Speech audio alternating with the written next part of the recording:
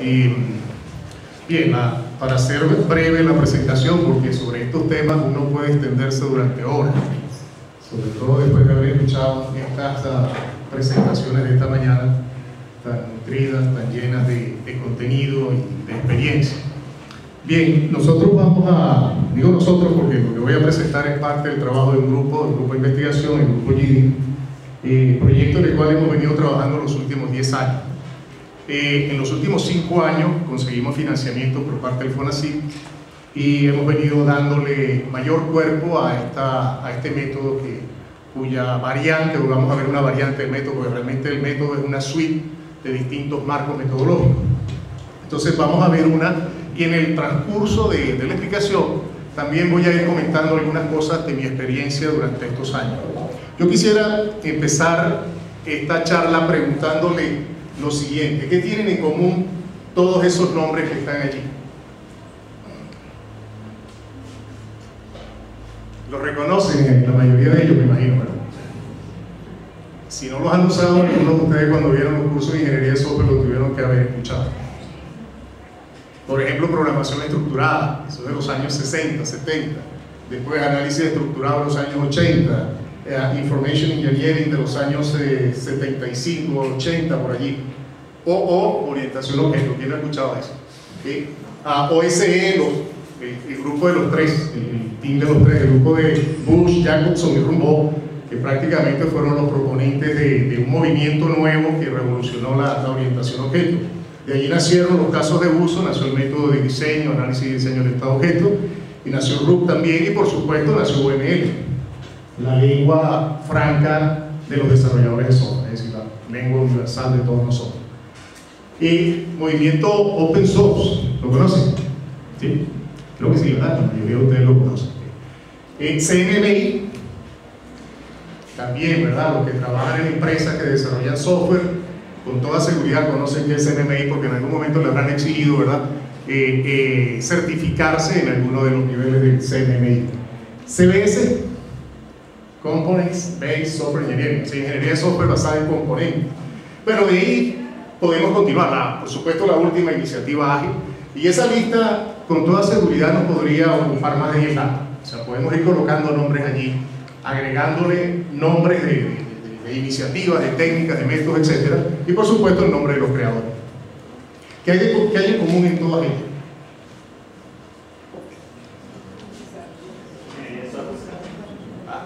¿Qué las motivó? Mejorar el proceso de desarrollo de software. ¿Okay? Esa es la motivación principal. Por supuesto que muchas de ellas han sido muy exitosas y han resuelto problemas. Otras han demostrado no ser tan exitosas. Otras han sido un boom. ¿Okay? Es novismo, porque nosotros los desarrolladores de software, o los ingenieros de software, me gusta más la palabra ingeniero de software, somos innovistas. Nos gustan las cosas nuevas. ¿Sí? Cuando sale algo nuevo, hacia allá nos vamos todos y nos olvidamos del atrás. ¿Okay? Ojalá pudiéramos hacer eso con la novia o la esposa, ¿no? ¿Verdad? Pero no lo hacemos, ¿no? Pero así lo hacemos acá. Salió una nueva técnica, un nuevo enfoque y todo el mundo corre para allá y se olvida de la que está atrás. Así es. Bien, hay otra cosa en común en todo eso que está allí, con el respeto que me merecen las personas que ya no están allí, y que por supuesto hay que quitarse la gorra porque son nombres que han formado el área de la ingeniería de software. Muchos de ellos hoy en día son millonarios. Los hicimos millonarios nosotros. Sí, los hicimos millonarios. ¿Cómo se hicieron millonarios? Muchas maneras de hacerse millonario, con esa idea, con esa iniciativa, con esa corriente. Hoy en día no es uno solo el que se hace millonario, es un grupo. Lo hacen a través de charlas, lo hacen a través de congresos, lo hacen a través de eventos, lo hacen a través de la consultoría, a través de herramientas, etc. Pero no hay nada de malo en eso, pero en el fondo hay una motivación importante de tipo económico. Yo quiero que no olviden eso. No me digan que la iniciativa ágil no la tiene, y no me digan tampoco que el open source no la tiene. Porque si no, pregúntenle a Torvalds, ¿verdad? Y pregúntenle también al amigo Stanford. Ok, vamos entonces con la charla. Vamos a ver un poco los métodos ágiles e disciplinados, diferencias que tienen esos dos tipos de métodos, las prácticas ágiles más efectivas, es decir, cuáles de ellas, de acuerdo a los últimos encuestas que se han hecho, son las más efectivas. Vamos a ver cómo se balancea esto, ¿okay? Y eso es bien interesante porque no hemos hablado aquí de balancear. y balancear es la tendencia. ¿Okay? Ya les voy a explicar por qué. Y luego veremos el método, que es el producto nuestro en los últimos años que hemos venido trabajando. Prácticamente es el último resultado de ese proyecto que les voy a mencionar más adelante. Bien, veamos métodos ágiles y disciplinados. Aquí podemos ver en qué se basa cada uno de ellos. Los métodos ágiles están basados en el manifiesto ágil, que le da mayor valor. Es decir, no significa que se va a dedicar solamente a eso, ¿no? Sino que le da valor, que le agrega o impulsa más esos puntos. Individuos y la interacción entre los individuos. Ya lo hemos podido observar a través de la conformación de los grupos acá, en las explicaciones, en las charlas anteriores. Código que funcione, muy importante, porque el objetivo es producir código, obviamente. Colaboración con el cliente. Esto nos resuelve infinidad de problemas, ¿okay? Sobre todo porque un aspecto muy importante de todo es el cambio en los requisitos. Entonces, si los requisitos cambian continuamente y no tenemos el cliente al lado, entonces cuando hagamos la entrega, el cliente va a venir con los nuevos requisitos. Si lo tienes a un lado, pues esos requisitos van a ir aflorando en la medida que el desarrollo vaya tomando su curso. Y la respuesta al cambio, es decir, están preparados para el cambio. Vamos para el otro lado, vámonos a la otra cara de la moneda. Los métodos disciplinados. Y aclaro aquí lo de disciplinado, porque muchos me han hecho el mismo comentario, que no hay nada más disciplinado que XP y Scrum. Y yo les digo, sí, los dos son disciplinados. Lo que pasa es que tienen que tener cuidado con el uso de las palabras. Las palabras tienen significado en el contexto que se usa. ¿Okay?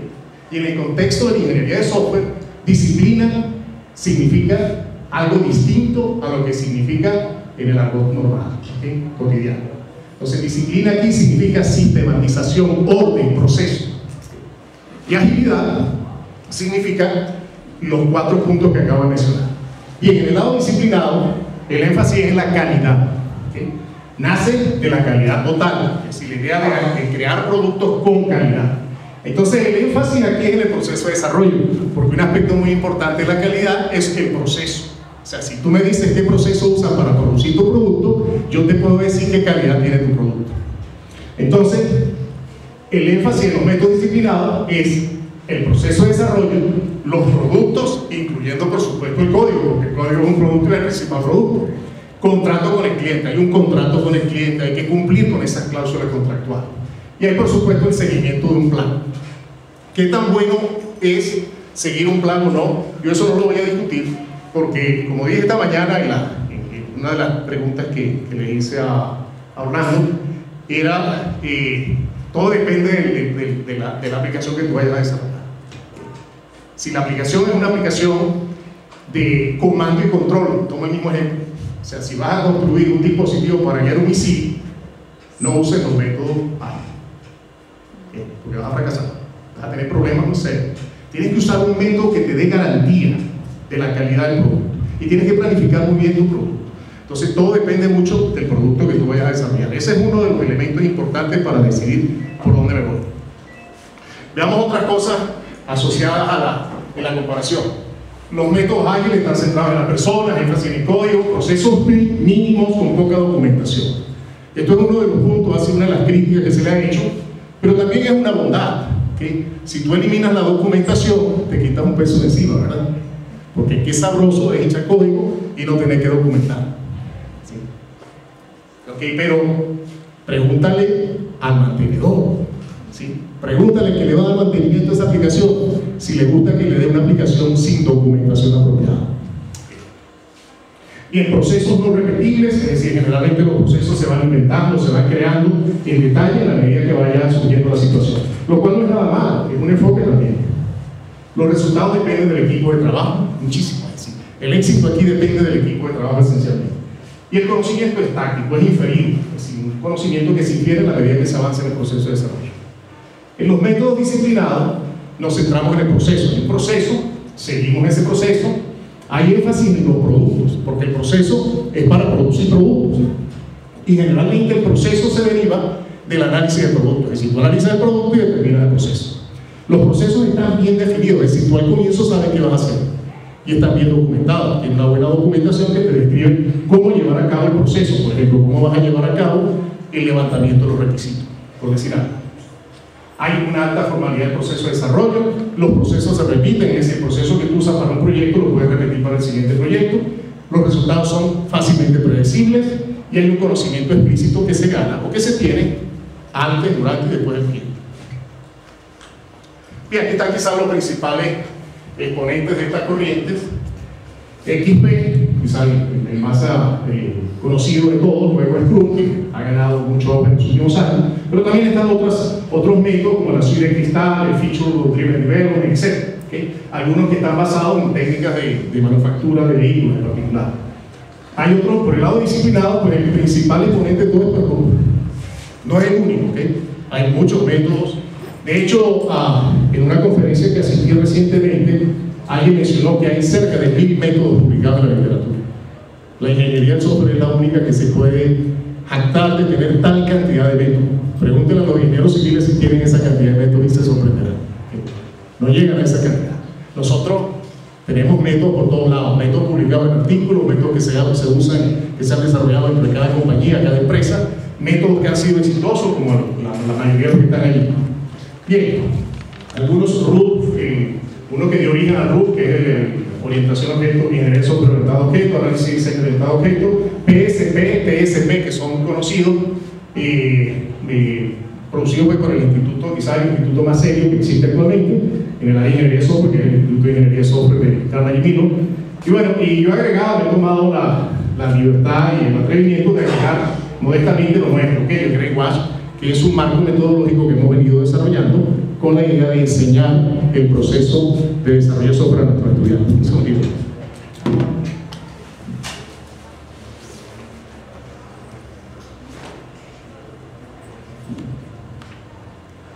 Bien, veamos entonces un punto importante de todo esto, que ya teniendo claro la diferencia entre uno y otro, veamos por qué es importante balancear.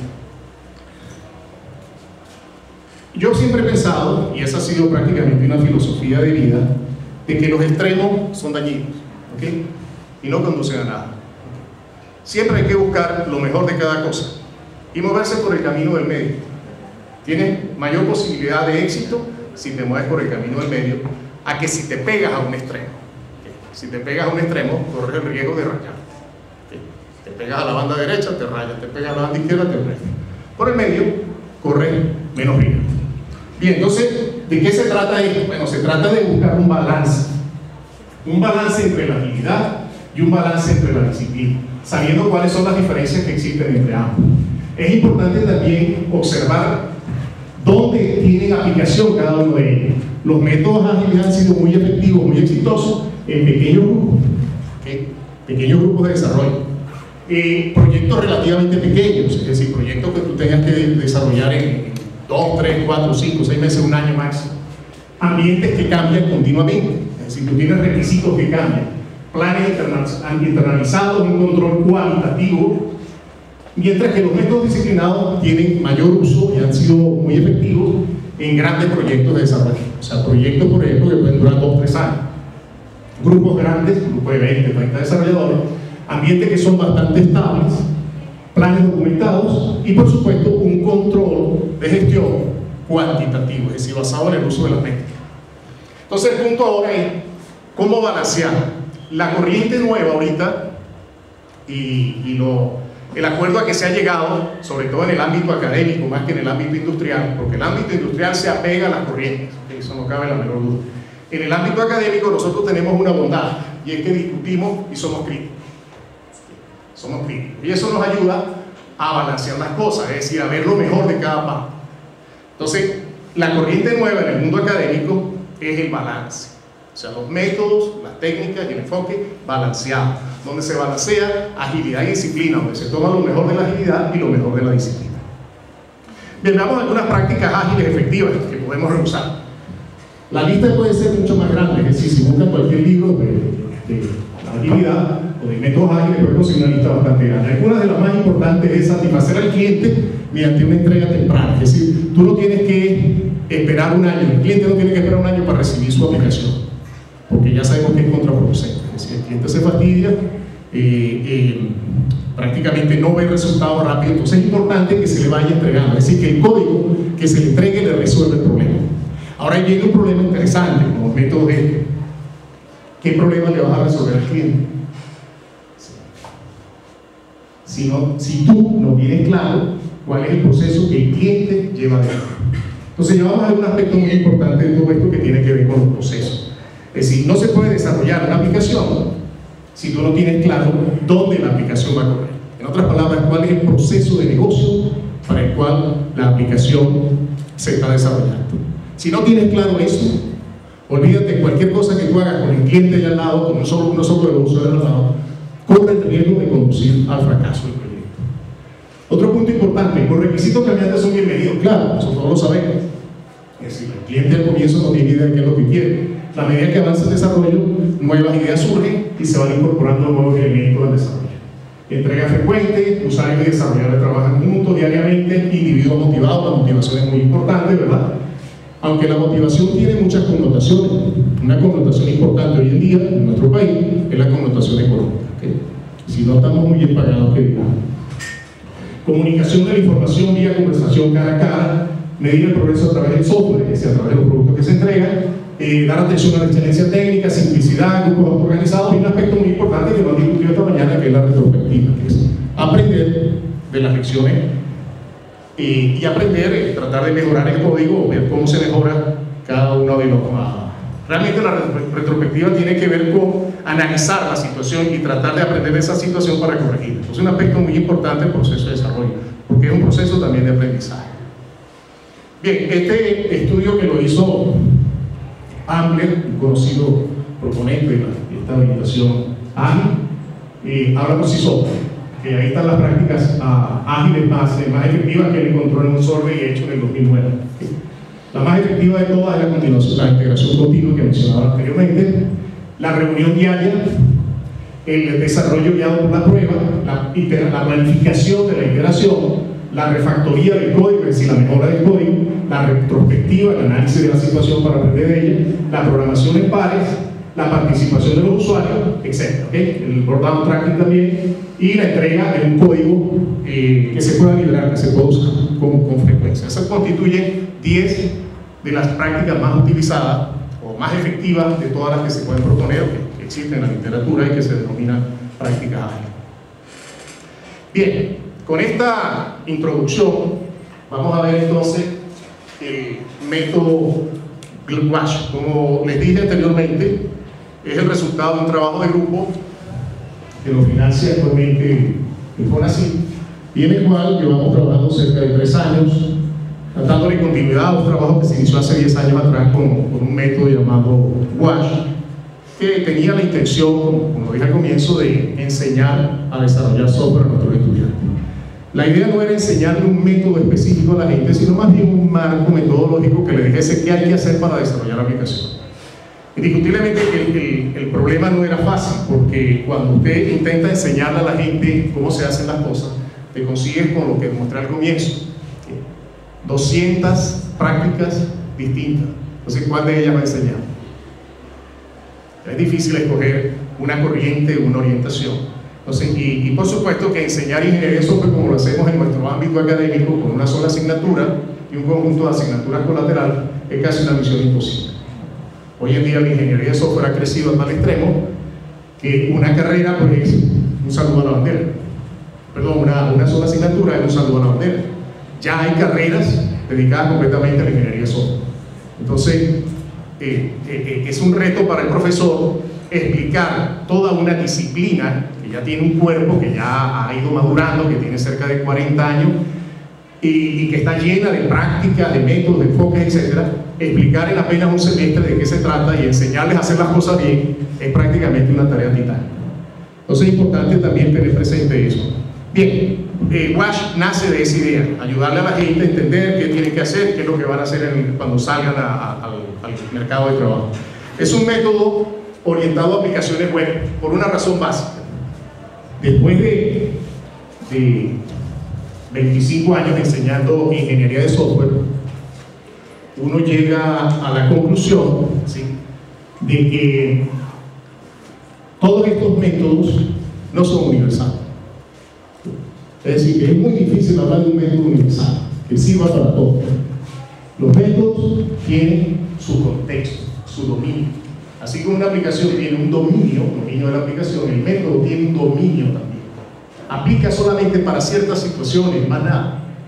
Fuera de esa situación, no sirve. No hay garantía de nada. Entonces es muy importante, eso lo hemos aprendido durante estos años, es decir, los métodos tienen que tener un dominio donde se aplican.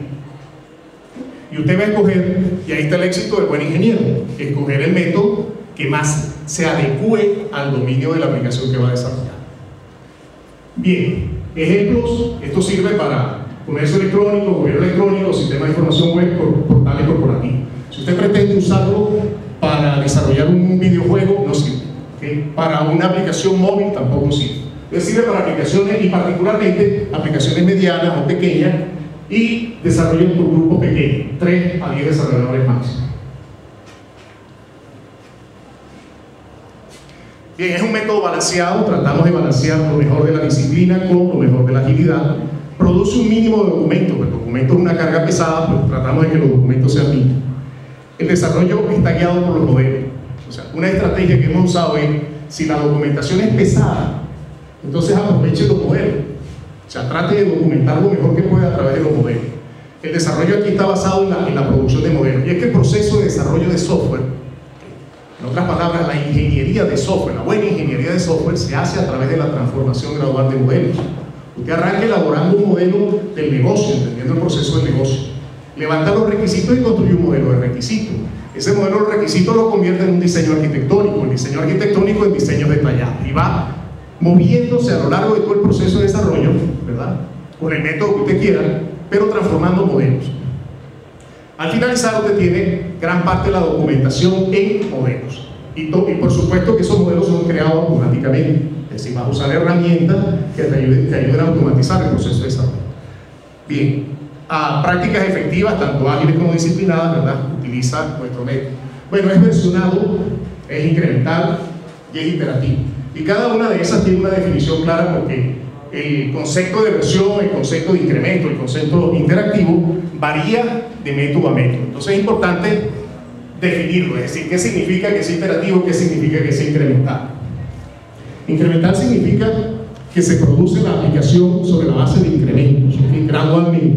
Usted va entregando, va produciendo un incremento y lo va entregando. La iteración es un ciclo, ¿verdad? Y la versión es un producto elaborado que entra en producción. Es una versión, entra en producción.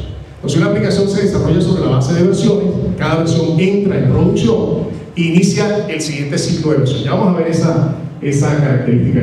Es un método balanceado, toma lo mejor de la agilidad, la disciplina, es completo, cubre todo el proceso de desarrollo, es decir, parte desde el comienzo, del inicio, del modelado del negocio y culmina con la entrega de la aplicación. Y está muy bien fundamentado. ¿Por qué es fundamentado? Porque ese es otro aspecto importante de todo esto. La ingeniería de software es una disciplina que ha venido creciendo en los últimos años. Se han creado principios, se han creado conceptos, se han creado métodos, enfoques, corrientes, etc. Pero detrás de todo ello hay cosas que a veces olvidamos, que son los principios y los conceptos sobre los cuales se fundamenta todo esto. Y entonces cuando se crea un nuevo método, un nuevo enfoque o una nueva corriente, nos olvidamos de los conceptos y echamos por tierra lo anterior. La pregunta que yo hice esta mañana tenía doble sentido. Sí, usted me disculpa, Orlando. Y la pregunta que le hice con respecto a los requisitos. ¿Dónde están los requisitos? Yo sabía que no estaban allí.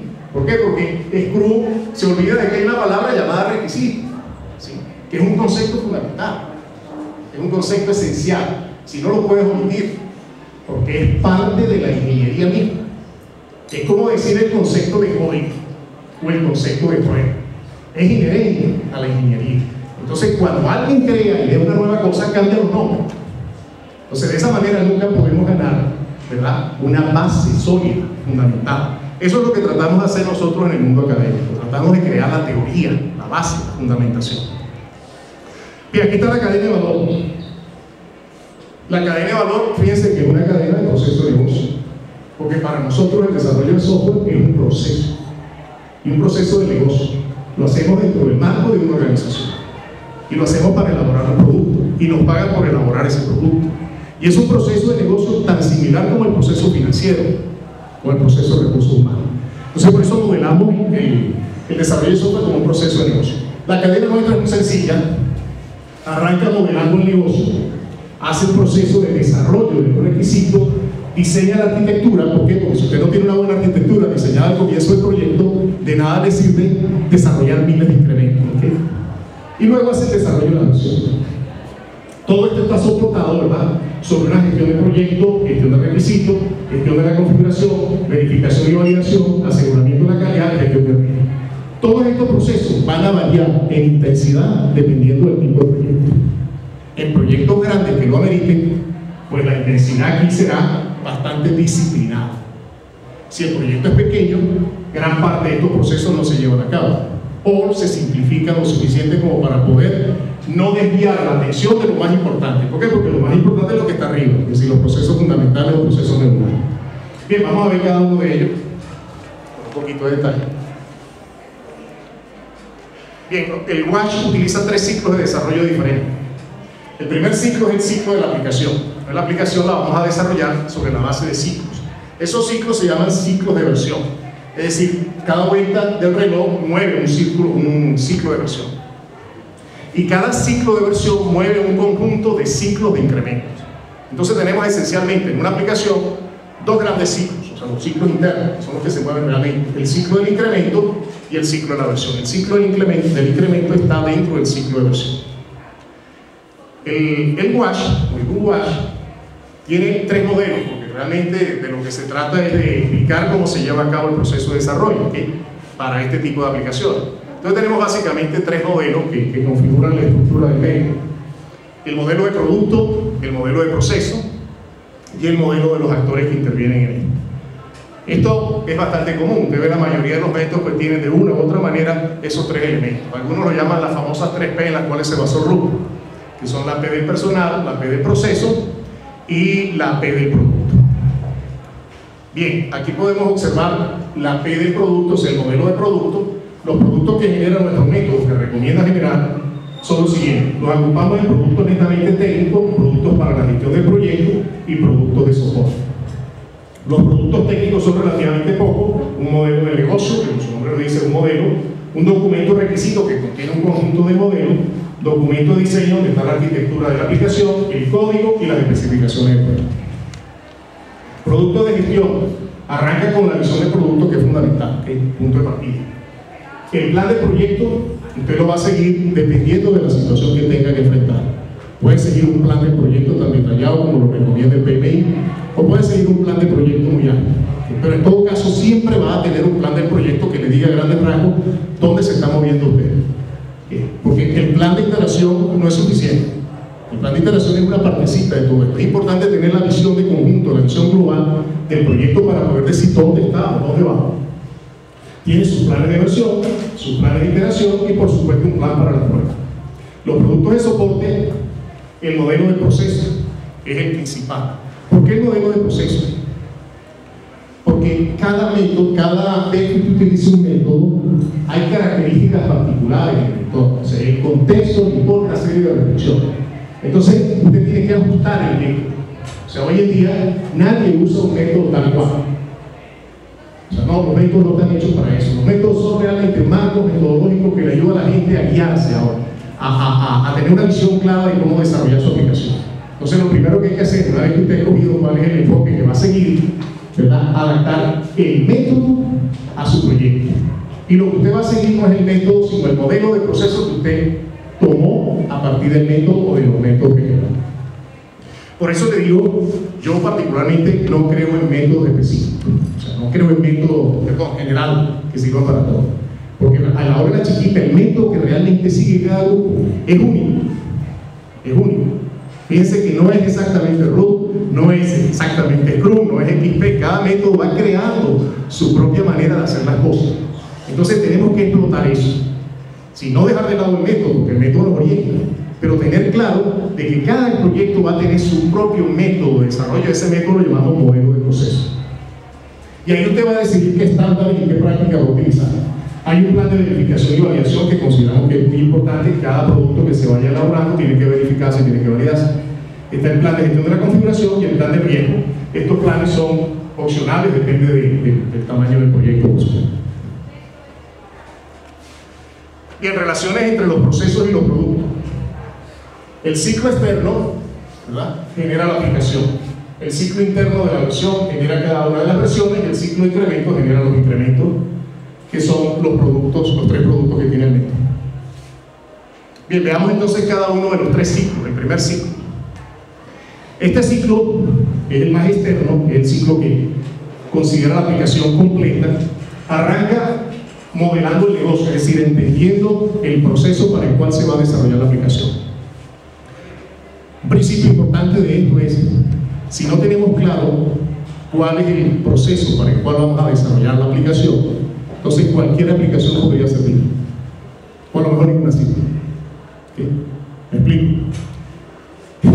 Si usted no sabe para dónde va, cualquier camino que usted siga es bueno. Pero lo mismo ocurre acá. Entonces, importantísimo tener claro cuál es el proceso donde la aplicación va a estar operando, los procesos. A eso le llamamos proceso de negocio por el tipo de aplicación empresarial. Entonces, el punto de partida sería tener un modelo claro de negocio al comienzo, desarrollar los requisitos, pero esos requisitos se levantan inicialmente con la visión del producto, requisitos iniciales para tener una idea de qué es lo que el cliente quiere, sin entrar en los detalles de los métodos tradicionales. ¿Por qué? Porque usted va a refinar esto en la medida que avance en cada versión y en cada ciclo. O sea, cada versión y cada incremento va a refinar los requisitos. O sea, que no tiene que levantar todos los requisitos al comienzo. Usted los va a levantar los primeros y en la medida que repita el ciclo, va a ahondar en cada uno de ellos. Hace diseño arquitectónico basado en los requisitos, ¿verdad? Y ya tiene una idea de cuál es la estructura que tiene su aplicación. La arquitectura es supremamente importante. Si usted no deriva una arquitectura al comienzo, no tiene claro cuál es su arquitectura, puede construir una aplicación, ¿verdad?, cuyos componentes no se integren con facilidad. Entonces es como construir un edificio sin tener los planos arquitectónicos. Bonito, misma cosa. Bien, una vez que tiene el diseño arquitectónico también a un alto nivel, se inicia entonces el desarrollo de la versión. Aquí empiezan los ciclos, el ciclo de versión. Entonces empieza el primer ciclo de versión, segundo ciclo, el ciclo de versión. Usted va a decidir aquí cuántas versiones necesita su aplicación desarrollada. Y cada versión tiene un ciclo propio. Recuerden que una versión es un producto que entra en producción. Normalmente una versión se produce en unos 3 meses, dependiendo del tipo de proyecto. Aquí están las cosas que habría que hacer en cada versión, ¿verdad? Refinamos los requisitos, refinamos la arquitectura, elaboramos el diseño detallado de la versión, es decir, tanto la parte de datos como su interfaz, como los componentes. Desarrollamos los incrementos de la versión y aquí nos paramos, ¿ok? Aquí también hay varios ciclos internos. Integramos, una vez que se produzcan los incrementos, integramos los incrementos que hay que integrar, probamos y entregamos la aplicación. Todo esto está soportado por la planificación y control de versiones, verificación y validación de versiones y algunos otros procesos que usted vaya agregando que considere importantes para llevar una gestión de esa fase.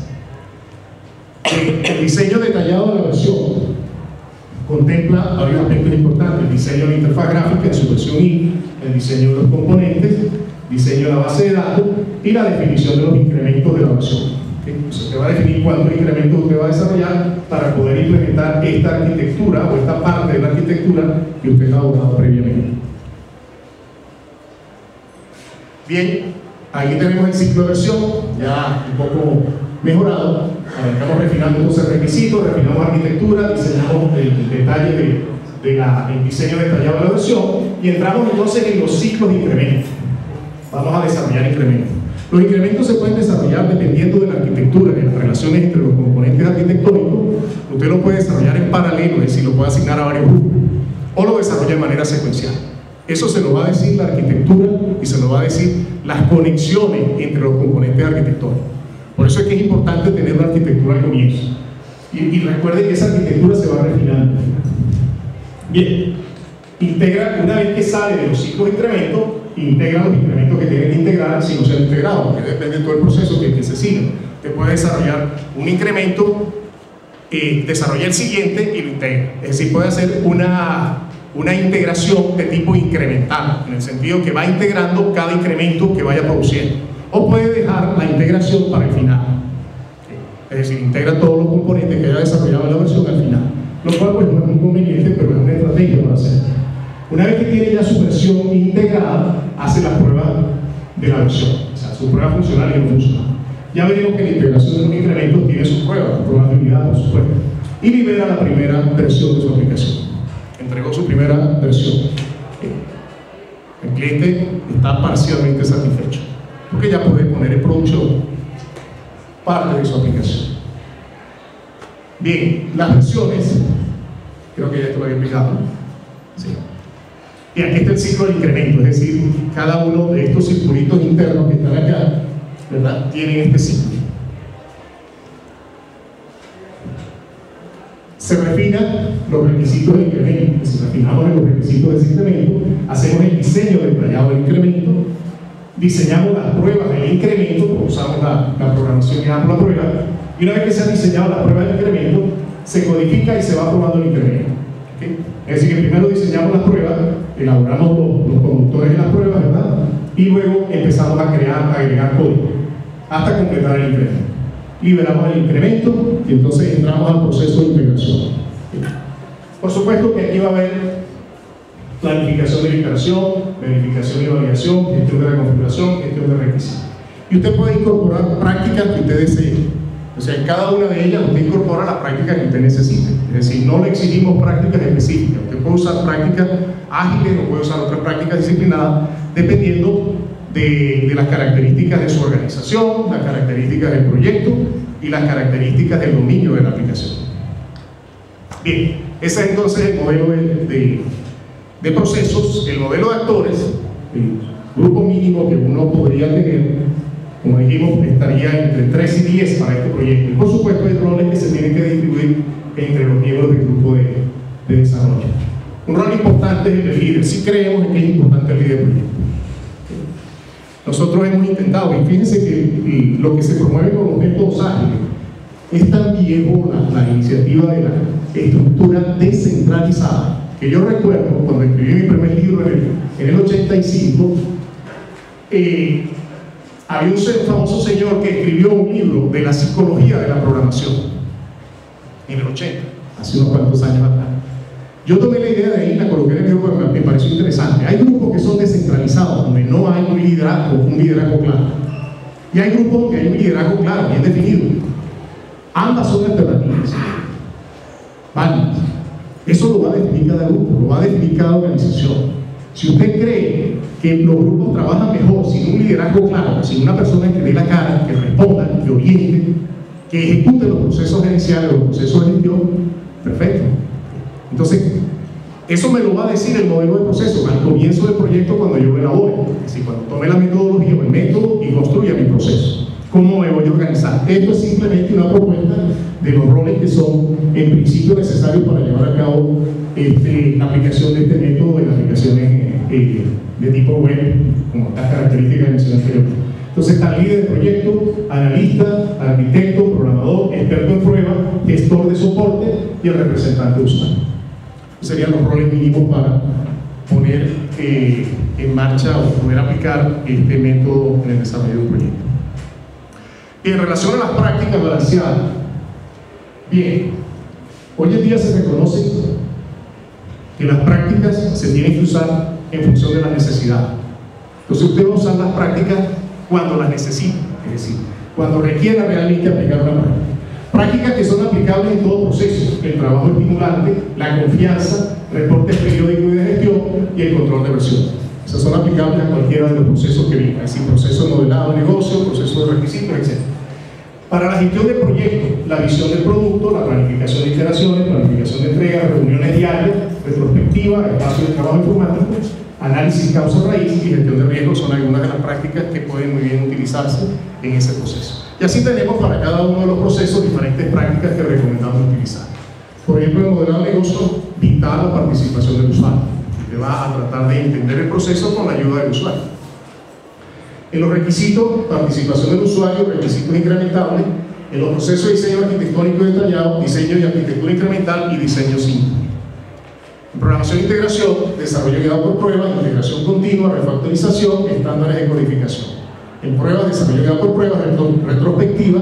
Y en la entrega por mención e incremento y entrega periódica de software que funciona. Como pueden observar, hay muchas prácticas esas que son bastante conocidas para los que están familiarizados con las técnicas ágiles. Y también hay muchas de ellas que son prácticas disciplinadas. Bien, eso es, ya para concluir, permítanme explicar lo siguiente. En el contexto empresarial, el desarrollo de aplicaciones web es complejo. Si no es lo mismo desarrollar una aplicación móvil que tiene una complejidad de carácter tecnológico a desarrollar una aplicación web en el contexto empresarial.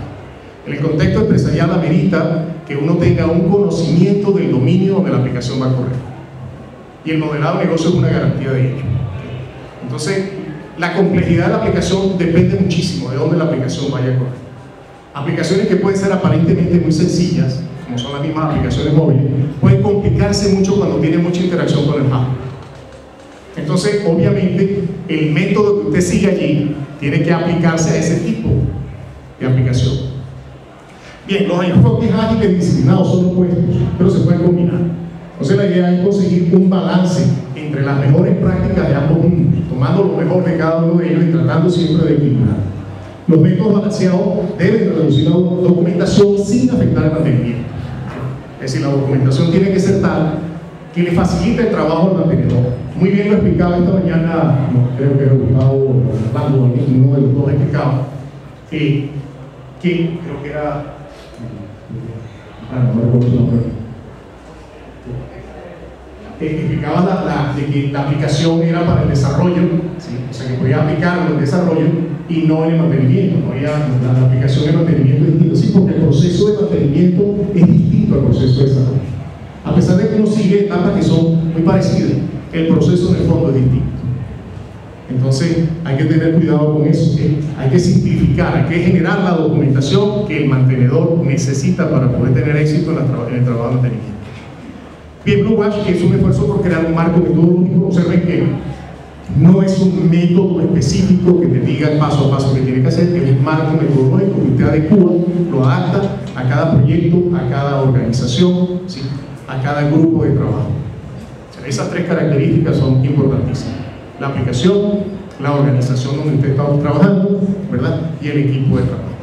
Esos tres elementos fundamentalmente definen qué debo yo usar o qué no debo usar. Blue Wash, como dije al comienzo, es aplicable a grupos pequeños, aplicaciones web de mediana complejidad y tamaño. Bien, ya para finalizar quisiera hacer referencia a dos, ya que se me presenta la oportunidad, pero quisiera referirme a dos iniciativas que se están promoviendo. Una es el SEMA. SEMA es una iniciativa creada por Iván Jacobson con el apoyo de varios, de un grupo realmente connotado, muchos de los que mencioné al comienzo, varios de los que mencioné al comienzo están apoyando esta iniciativa. ¿De qué se trata esta iniciativa? Se trata de crear una ingeniería de software que esté sólidamente fundamentada. Sabemos que el movimiento ágil no lo paga nada, ¿estamos de acuerdo? Eso es lo mismo que la corriente del código abierto, ¿okay? Es una corriente que cambió pues, prácticamente la manera de desarrollar software, hizo un movimiento que puso a temblar a muchas de las compañías, ¿no? A muchas de las empresas de desarrollo de software. O sea que tuvo un impacto, pero no significa que todos nos tengamos que ir por ese camino. Entonces, esta corriente o esta iniciativa que ellos están promoviendo consiste básicamente en encontrar la fundamentación, particularmente de esta nueva orientación ágil y balanceada. ¿Sobre qué se sustenta? Tratar de encontrar un conjunto de conceptos que nos unan a todos. Que cuando uno diga el concepto de requisito, todo el mundo sepa qué significa un requisito. Que se aplicó el método ágil, un método ágil, XP, Scrum, aplicó RUT. Bueno, pues ese concepto es universal. O sea, ¿por qué lo vas a cambiar? Déjalo, es universal, es común, es parte de la fundamentación, es parte de la teoría sobre la cual se fundamenta la ingeniería de software. Entonces yo los invito a visitar este sitio, sema.org, y se pueden registrar, es decir, se pueden apoyar. La iniciativa está empezando, tiene 2 años, y hay más de 1.600 desarrolladores que están soportando esta iniciativa. En agosto de este año, en un congreso que realizamos en Medellín, tuvimos la oportunidad de conformar el capítulo latinoamericano. Yo tuve el honor y prácticamente no había más nadie por Venezuela, así que me escogieron, no había otra alternativa. Pero estoy como representante de Venezuela de esa iniciativa, del SEMA, que es la iniciativa, bueno, una iniciativa que está empezando y que esperamos que tenga buenos frutos, ¿no? Bien, el otro punto al cual me quería referir muy rápidamente es Praxis, que es un portal de aprendizaje que hemos venido desarrollando. Yo actualmente estoy como profesor jubilado activo, ad honorem, ser más claro, más preciso. Adorno en el departamento de computación, pero estoy también trabajando con un grupo de colegas en una empresa que creamos hace unos cuantos años atrás, unos 4 años atrás, para consultoría, desarrollo de software y capacitación en ingeniería del software. Hace un par de años atrás creamos un programa que se llama Programa de Actualización de Ingeniería de Software, y lo dictamos, al principio lo empezamos a dictar con 6 software, luego nos independizamos y lo dictamos por nuestra cuenta. Hoy en día decidimos, ¿verdad?, colocar todo ese programa a la disposición de la comunidad de software venezolana y latinoamericana. Entonces, todo el material que nosotros desarrollamos durante ese programa, tuvo 14 módulos, era básicamente un diplomado, todo ese material está disponible en el sitio ePraxis, ¿okay? ePraxis-org. Estamos creando un portal de aprendizaje, esperamos que la gente colabore con ese portal de aprendizaje, los docentes que coloquen su material allí y los profesionales coloquen sus experiencias, usen los blogs, usen el wiki que tenemos allí y empecemos a colaborar y a contribuir, ¿okay? Describiendo o intercambiando nuestras experiencias y nuestro conocimiento en esta área. ¿Okay? Se me olvidó colocar ahí la dirección de Praxis, pero es e-praxis.org. Bien, muchas gracias por su paciencia y su atención.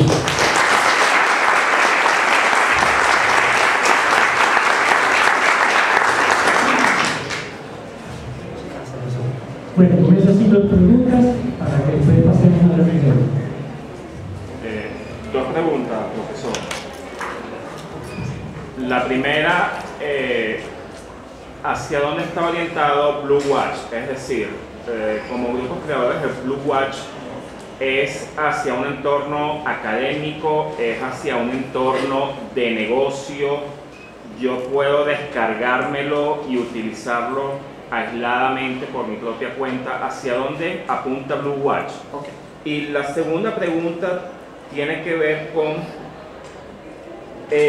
siento lo que has transmitido, por supuesto, este mundo es muy amplio, pero la curva de implementación que sea exitosa pareciera ser difícil de llegar. ¿Por qué? Porque se le da cabida a que yo como utilizador de Blue Watch pueda utilizar muchas herramientas, muchos artefactos, muchas metodologías, muchos roles.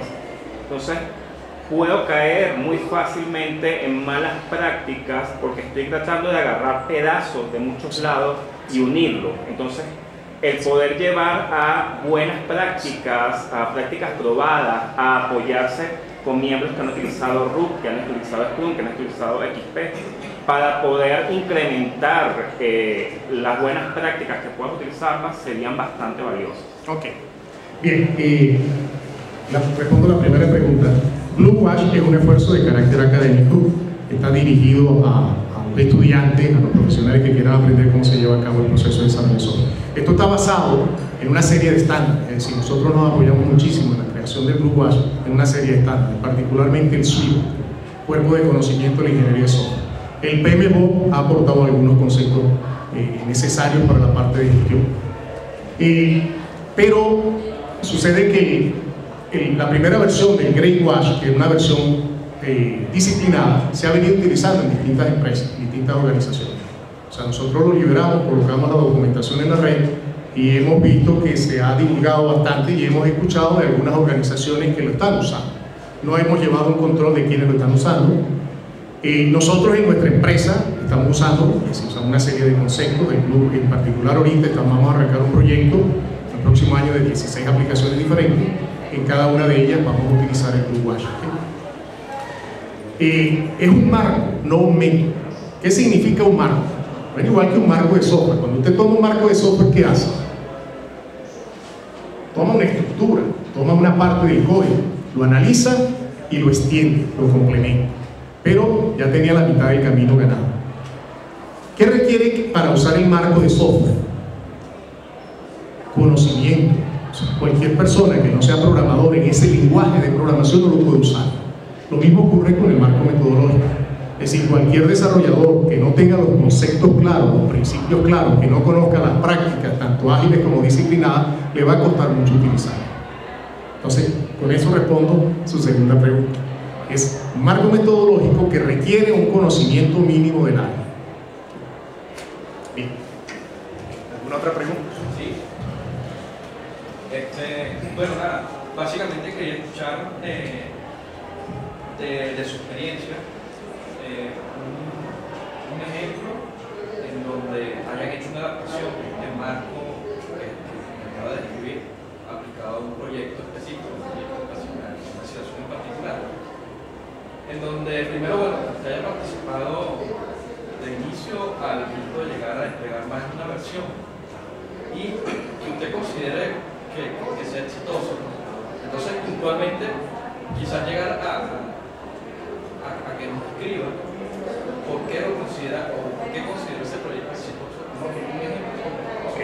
Bien, la Blue Wash es muy reciente, ¿okay? Lo acabamos de liberar a comienzo de este año, la primera versión, la segunda versión también se vendrá a conocer. Nosotros hicimos una prueba de carácter académico creando un sitio, un portal, que es el portal del proyecto donde nosotros estamos ahorita desarrollando el Wash. O sea, el portal Methodius, el portal que se va a liberar como producto de Methodius, se desarrolló usando el método de Wash. Entonces esa es la primera experiencia.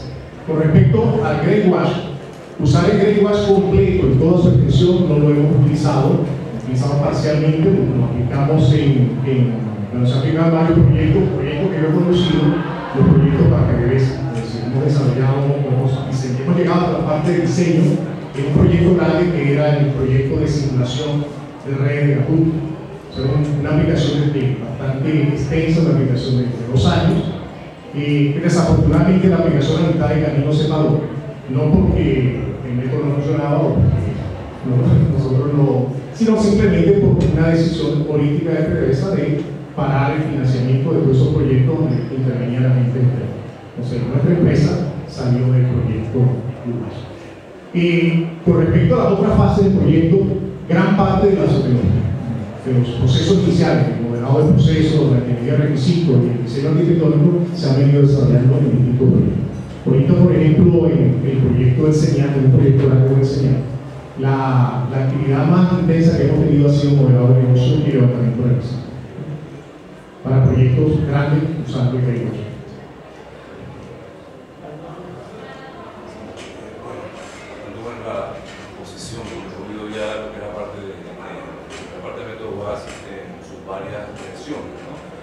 Hay algo que me llama la atención aquí. Estamos hablando de un método de la parte Blue, que estamos tratando de que se adapte a la tendencia actual según el momento dado. Hoy con las exposiciones que se dieron hoy, Pau, quedó muy en el aire aquella pregunta sobre los requisitos, ¿no? El Scrum, dentro del contexto esto de que hay que saber primero qué hacer antes de comenzar a hacerlo, ¿no?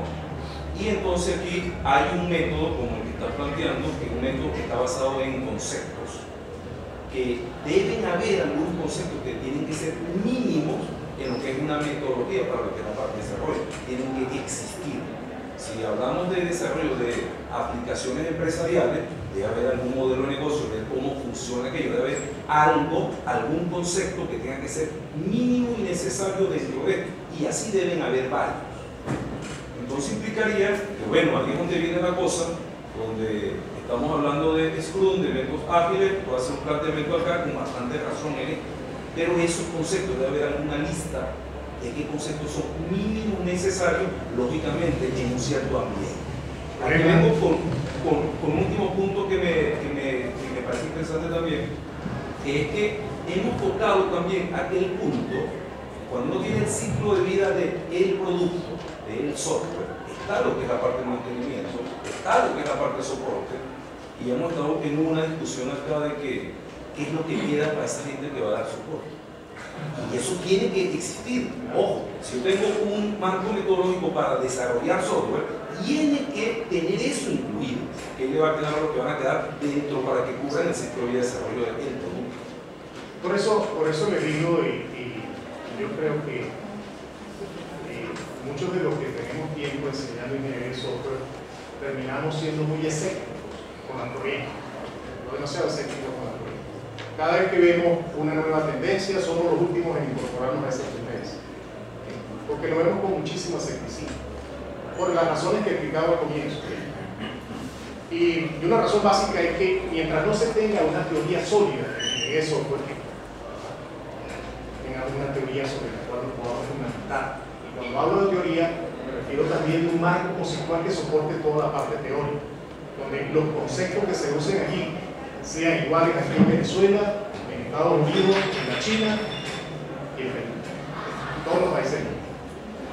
Eso hoy en día, lo que trabajamos en el mundo académico, estamos conscientes de la debilidad de la ingeniería de software y sabemos que la ingeniería de software es una disciplina, entre comillas, relativamente joven, o sea, tiene 40 y tantos años, pero sucede que a pesar de que tiene 40 años, no ha logrado los niveles de madurez que tiene otra ingeniería.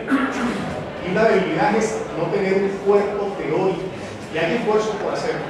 El primer esfuerzo por hacerlo lo hizo la IEEE, la Sociedad de Computación de la IEEE, cuando creó el cuerpo de conocimiento de ingeniería de software. Es un documento que, si ustedes no lo conocen, yo se los invito a ver, está en la página de la IEEE, se llama SWEDOK, SWIFT, o sea, Software Engineering Body of Knowledge. Ese documento es esencial, es lo mejor que tenemos hasta el momento, pero no están allí los conceptos militares. Por eso la iniciativa SENA tiene ese propósito, tratar de llamar, de crear conciencia en la comunidad de que nos están haciendo falta las teorías para poder mejorar, para poder decir tenemos una ingeniería realmente sólida. La solidez va derivada en términos de una fundamentación, y la fundamentación es el carácter teórico y la parte conceptual es esencial. Entonces, hasta que no tengamos los conceptos únicos, universales, es difícil hablar y vamos a tener estas cosas, vamos a tener las corrientes. Fíjense que las corrientes tienen un problema. Nosotros invertimos mucho dinero, y bueno, tú lo explicaste muy bien esta mañana. ¿Cuánto dinero gastó tu empresa aprendiendo RUT? Varios millones de bolívares en aprendizaje de RUT, y de repente le cambia la señal, ¡pam!, nos vamos a otro lado. Bueno, hoy es el club, mañana no sabemos. Todo depende de las fuerzas del mercado, señores. Las fuerzas del mercado, esas son las que te determinan qué usamos hoy y qué usamos hoy. Scrum, detrás de Scrum hay mucha gente haciendo dinero, porque obedece a eso. Eso es lo que está moviendo el mundo. Esas fuerzas del mercado mueven el mundo. Todas estas iniciativas, todas estas cosas son movidas en muy buena medida por el mercado. Entonces no podemos descartar esa cuestión. Yo les digo, hay que ver las iniciativas con cuidado. Yo respeto esta iniciativa Scrum y me acojo a ella. Bueno, de hecho la estamos promoviendo, ¿no? Quiero aprenderla, quiero conocerla. Conozco un poco de la parte ágil, conozco de XP, no conozco mucho de Scrum, por eso estoy acá. Quiero aprenderla, pero ojo, vamos a verla con una óptica crítica. Y vamos a tomar de ella lo mejor. Y sepamos que esto es pasajero. Hoy es Scrum, mañana no sabemos. ¿Alguna otra persona? Bueno, primero un agradecimiento porque como siempre es un honor asistir a una de sus clases, un éxito, ¿verdad?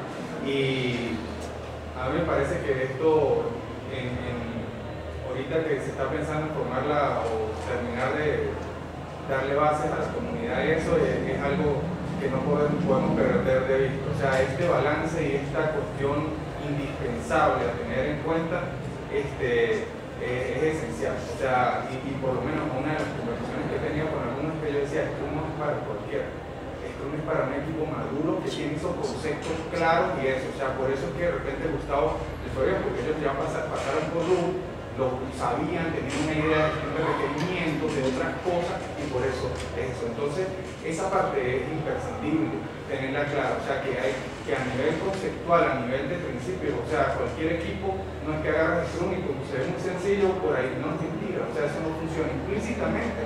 El Scrum Master o lo que estamos haciendo, igualito se está haciendo este requerimiento, igual se está llevando un big plan, o sea, igual se están manejando varias cosas que probablemente no se ponen por escrito como tal en algunos casos, otras se llevan en tipo draft. Mi pregunta va un poco es, a nivel del grupo de investigación y en vista de repente este auge y lo importante que es no perder de vista este balance indispensable, ¿ha habido de repente alguna iniciativa como para decir, mira, ahí nos están dando ese marco nuevo que es Scrum? O sea, ¿qué hace falta ponerle, por lo menos cuando dice Prolog, Backlog, y decirles, mira, ahí ustedes deberían decirle, es historia y requerimientos, y ahí deberían manejar estos conceptos, o sea, como si había una iniciativa de complementar algunas ideas mínimas que debe manejar la gente que está entrando por primera vez a Scrum y no tiene ese cuerpo de conocimiento. Está un poco alineado con la pregunta que hizo el compañero ahorita de qué es lo mínimo. O sea, no sé si ha habido alguna iniciativa de ese tipo, si la considera valiosa. Esta mañana escuchamos varias iniciativas, la creación del Grupo Ágil Venezolano, que este tour que podría mantenerse durante varios años, mientras dure el boom de Scrum. Lo que sí es importante allí es que no sea simplemente un sitio para ir a escuchar a una persona que viene a decirte cómo se tienen que hacer las cosas en Scrum, sino que sea un sitio para la crítica, un sitio para el aprendizaje, ¿okay? Y un sitio para el diálogo. ¿Por qué? Porque, bueno, tenemos que madurar, señor, y no vamos a madurar sentados allí escuchando a una persona explicar qué es Scrum, qué es Scrum, y seguir al pie de la letra lo que dice. Scrum tiene sus bondades, también debe tener sus debilidades con toda seguridad, como todos los enfoques y todas las técnicas. Entonces lo importante es que los que estemos sentados allá podamos también tener la oportunidad para decir qué es lo débil, qué es lo bueno, ¿sí? Y qué puede mejorarse de cada una de esas técnicas. Qué importante, qué puedo yo usar en mi empresa. Eso es más importante todavía. Bueno, cerrado su pregunta, muchas gracias. Pasamos al refrigerio. Recuerden que después del refrigerio tenemos la siguiente exposición. Después tenemos una mesa redonda donde se podría conformar